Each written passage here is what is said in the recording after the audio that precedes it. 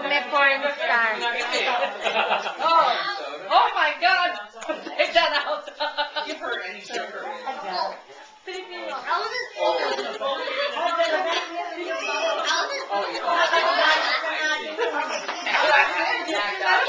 Kaninong anak kaya yun, ma?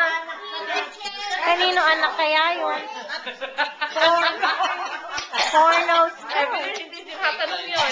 Diyos ko. Anak ni mo natin, di ba kumpanya rin yun? Si Kulchun. Si ano? Hindi. Siyempre kung ano na yung asawa, ano na apelido ng husband. Iba na yun. Oo. Nawawala na yun.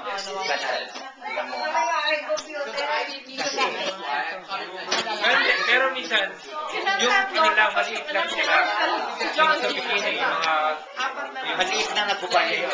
Bali yung... Dalawa lang yan eh. At least naging apat. Mga ano lang, kasi nag-aral, gano'n. Pero yung pagdating na iba na kasi last time, nawawala na yung history. Nawawala na yung history. Diba? Curious tuloy ako. Bakit di ba nila ginamit ang kumpanya, no? Yung anak ni mo. Kasama na sila eh. Eh, yung dalawang lalaki. Ay, hindi, ma. Ay, tatay. Si babae. Wala na. Ina. Wala naman naman kautan. Gitna na. Ito yun. Kailangan naman ang paggagalingan. Kay Boy, isa lang. Eh, si Juan.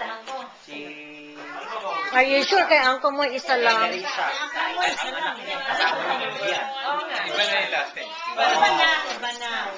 Ngayon, nawala na rin nga pala yung pagkakumpanya. Nawawala. Si Olivia may anak na din. Oo, si babae din. Wala rin. Mawawala.